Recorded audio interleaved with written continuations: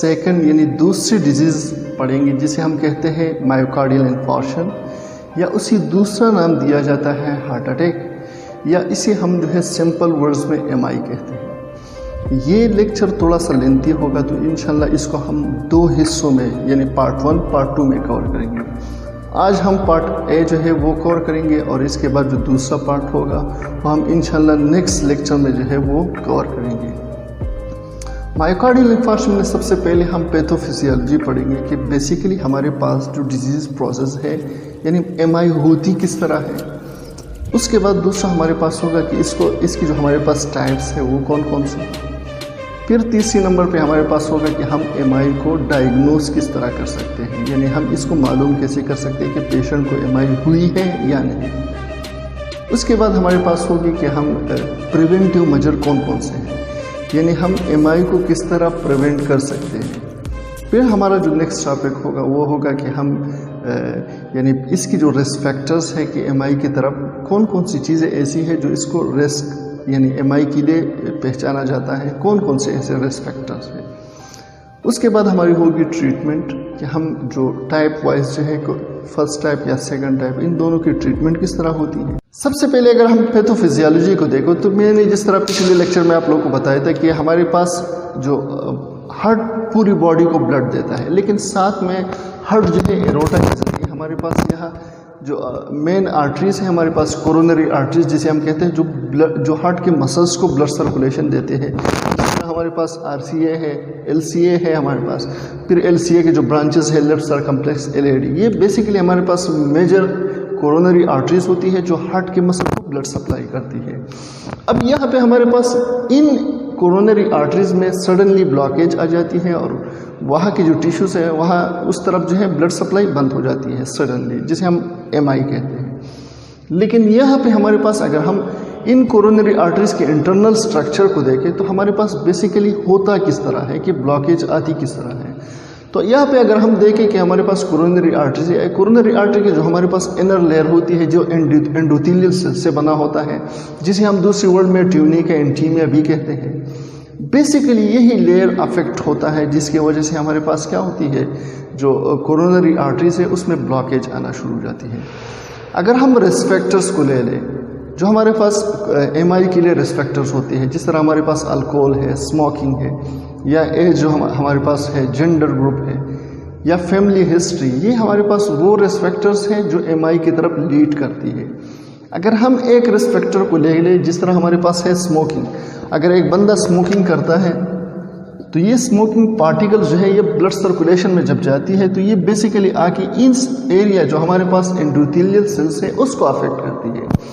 जब अफेक्ट करती है तो ये हमारे पास जो लेयर है ये क्या, ये हमारे पास ये लेयर जो है ये हमारे पास वीकन होना शुरू हो जाती है, वीक होना शुरू हो जाती है। तो इसके लिए जो साइट ऑफ एरिया है हमारे पास ये आ जाती है, जिसे हम कहते हैं कि हमारे पास ये एरिया जो है ये हमारे पास आर्थरोस्क्लेरोसिस के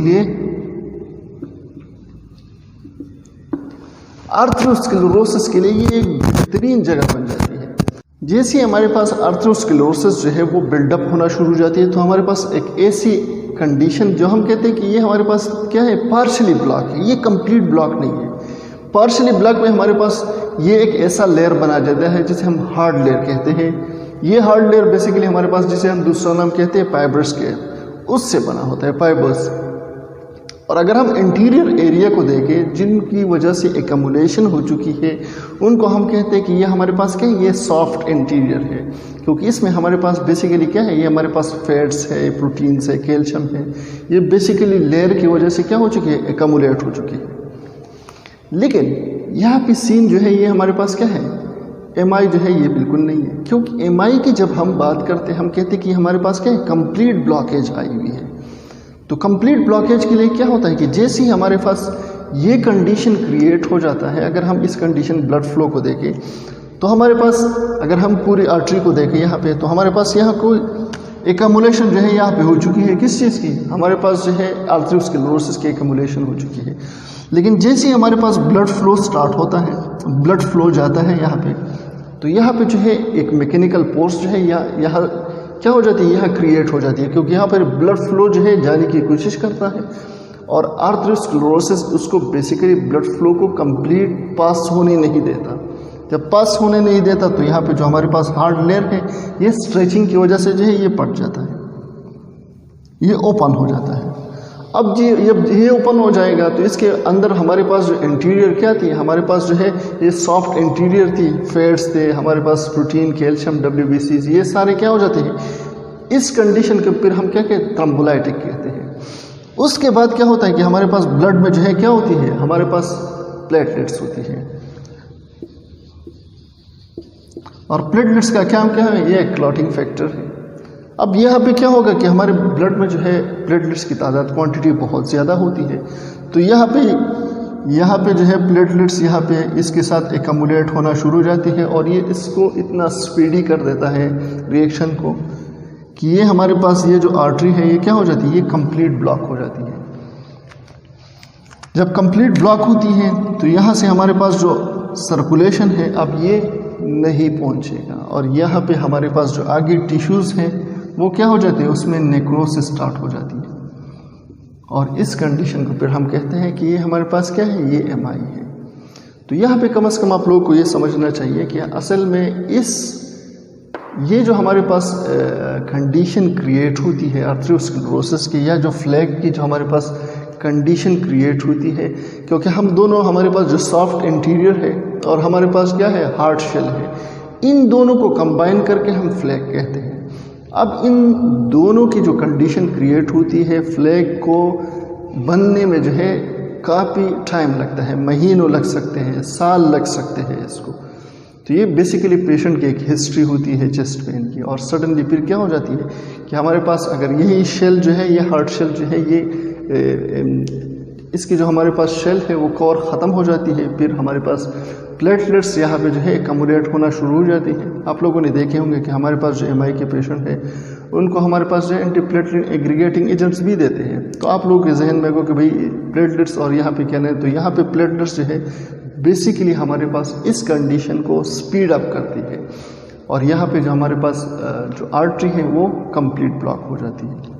अब अगर हम केसेस के परसेंटेज को देखें तो हमारे पास सबसे पहले क्या है, RCA, right coronary artery. Basically हमारे पास जितनी भी केसेस MI के आते हैं उसमें 30 to 40% केसेस जो है वो RCA की होती है।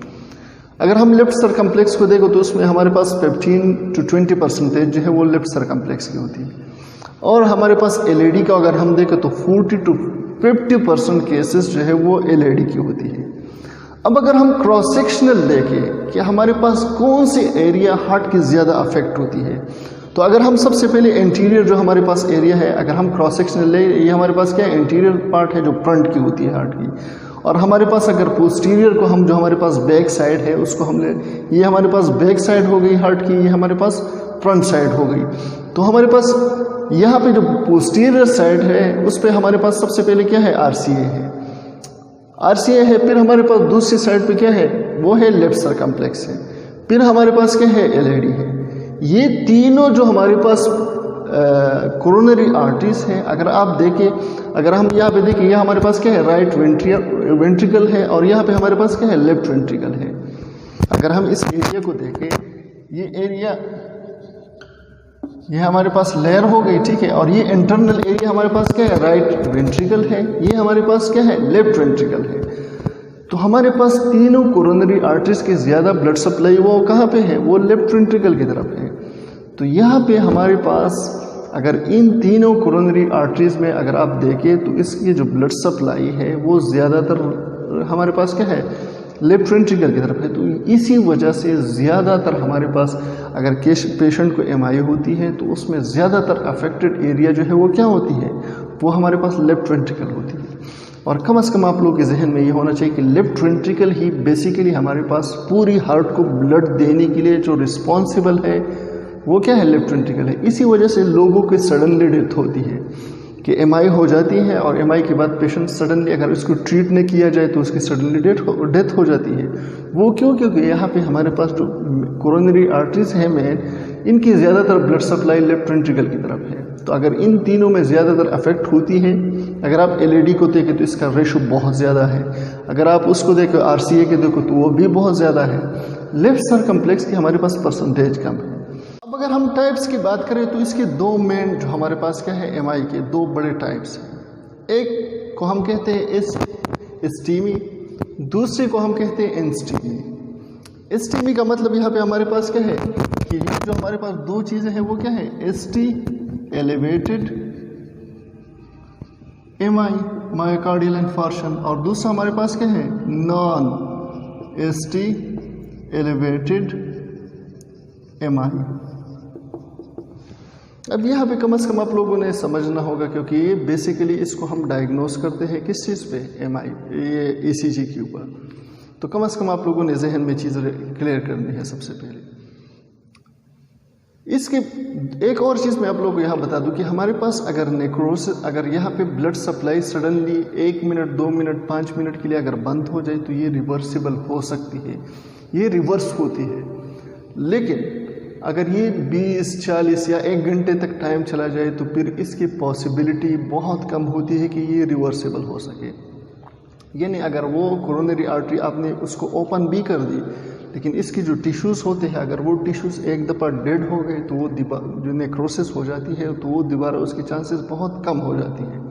जिस तरह एंजियोग्राफी में फिर बाद में भी डायग्नोस करते हैं कि जो हमारे पास कोरोनरी आर्टरी है उसकी ब्लॉकेज ख़त्म हो गई, लेकिन उस जो टिश्यूज़ है वो अभी भी डैमेज है।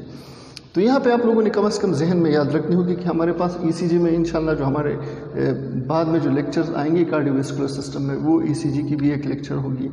वो मैं कुछ आप लोगों को बताने की कोशिश करूँगा, आप लोगों से सीखने की कोशिश करूँगा। लेकिन यहाँ पे हमारे पास आप लोगों ने, हर इंसान जो है वो इसको पता होता है कि भाई हमारे पास यहाँ क्या है, ये हमारे पास पी सेगमेंट है, क्यू है, आर है, एस है और टी। ये बेसिकली हमारे पास एक रिदम बनाती है और ये रिदम को हम ईसीजी के ऊपर क्या करते हैं, स्टडी करते हैं। अब यहाँ पे आप लोगों ने समझना होगा कि हमारे पास ईसीजी में क्या चेंजेस आते हैं। सबसे पहले हमारे पास क्या है, पी। अब यहाँ पे सबसे पहले हमारे पास है एसटी एलिवेटेड एमआई, जिसे हम मेजर, जो आप लोगों ने पुश्तो या उर्दू में भी सुना होगा कि बड़ी हार्ट अटैक हो गई किसी को, तो बड़ा हार्ट अटैक का मतलब यहाँ पे क्या है, ये हमारे पास क्या है, ये एसटी एलिवेटेड एमआई है। वो फिर बाद में डिपेंड करता है कि ये इंफीरियर लीड्स की है, ये हमारे पास लेटरल लीड्स की है, इंटीरियर लीड की है, पोस्टीरियर लीड्स की है। तो ये बाद में जो है ईसीजी के ऊपर जो है आप लोगों को समझ में ज़्यादातर आएगा। अब यहाँ पे आप लोगों ने समझना होगा कि भाई हमारे पास यहाँ क्या है, एसटी एलिवेटेड एमआई। यहाँ पे मतलब ये है कि हमारे पास यहाँ जो एसटी पोर्शन है ये क्या है, ये एलिवेटेड है फ्रॉम द नॉर्मल। ये हमारे पास अगर पी और ये हमारे पास क्या है, ये बिल्कुल एक ही डायरेक्शन में है, तो यहाँ पे एसटी हमारे पास क्या हुई, एलिवेट हो चुकी है, यानी अपनी जगह पे नहीं पहुँची है, ये एलिवेट हो चुकी है। एस अपनी जगह पे नहीं पहुँची है, यहाँ पे इसने पहुँचना था, यहाँ नहीं पहुँची है। एस और टी दोनों क्या है, एलिवेटेड है, ऊपर है। इसी वजह से इसको हम कहते हैं एसटी एलिवेटेड एमआई। दूसरा जो हमारे पास है वो क्या है, वो हमारे पास है non ST elevated MI. Patient को एमआई हुआ है लेकिन एसटी जो हमारे पास एलिवेशन होना चाहिए वो नहीं है। तो मतलब यहाँ पे ये है कि यहाँ पे हमारे पास जो नॉर्मल है इससे क्या हो जाती है, अगर ये हमारे पास ईसीजी में आप लोगों ने देखा होगा कि हमारे पास जो एसटी पोर्शन है अगर उसमें एलिवेशन होती है, ये हमारे पास जो मेजर यानी एमआई है उसको कंसिडर करती है। अगर इसमें डिप्रेशंस होते हैं यानी अपने से नीचे जाते हैं, तो इसका मतलब यह है यहाँ पे इस्कीमिया है। मतलब यह है ऑक्सीजन की सफिशेंट तादाद जो है वो हार्ट की मसल्स को नहीं मिलती। तो ज़्यादातर हमारे पास यहाँ पे क्या होती है कि जो एसटी है वो डिप्रेस्ड होते हैं। इसी वजह से इसको हम कहते हैं कि ये नॉन एसटी एलिवेट, इसमें एसटी एलिवेट नहीं है लेकिन एमआई हो चुका है पेशेंट को। अब यहाँ पे डिफरेंस क्या है कि भाई एसटी एलिवेटेड, ईसीजी में तो हमें समझ में आया कि भाई एसटी एलिवेट हुआ है, एसटी या डिप्रेस्ड है। लेकिन यहाँ पे आप लोगों ने यहाँ समझना होगा कि भाई हमारे पास जो एसटी एलिवेटेड एमआई है वो हमारे पास यहाँ क्या है, जो हमारे पास यानी ये जो मेन कोरोनरी आर्टरीज है, आरसीए है, हमारे पास एलसीएक्स है और हमारे पास एलएडी है। ये मेन क्या है, ये 3 मेजर आर्टरीज है। अब यहाँ पे इन तीनों में क्या हुआ, अगर इन तीनों में ब्लॉकेज है तो इसका मतलब ये है ये एसटी एलिवेटेड एमआई है। अगर इनके ब्रांचेस में है, ये हमारे पास जो इनकी ब्रांचेस है, सब ब्रांचेस है, जिस तरह हमने कोरोनरी आर्टरीज में डिटेल में हमने डिस्कस की कि कौन कौन से ब्रांचेस होते हैं इसके। अगर इन ब्रांचेस में जो है वो क्या आई है, वो यानी इसकी ब्लॉकेज आई है तो मतलब ये है कि जो ECG है उसमें ST एलिवेट नहीं होता, उसमें जो है इस्कीमिया शो करते हैं, डिप्रेस्ड होते हैं। इसी वजह से इन दोनों में क्या है, इसको हम कहते हैं कि ये हमारे पास क्या है, छोटा हार्ट अटैक है। तो इन दोनों में बड़ा डिफरेंस क्या है कि हमारे पास जो ST एलिवेटेड MI है वो मेजर कोरोनरी आर्टरीज में होती है, जो नॉन ST एलिवेटेड MI है ये हमारे पास क्या है, ये हमारे पास जो स्मॉल कोरोनरी, जो हमारे पास ब्रांचेस हैं मेजर कोरोनरी आर्टरीज की, उसमें होती है। अगर आपने अभी तक हमारे चैनल को सब्सक्राइब नहीं किया है तो सब्सक्राइब करें और घंटी का बटन दबाना न भूलिए ताकि ऐसे वीडियोस आपको मिलती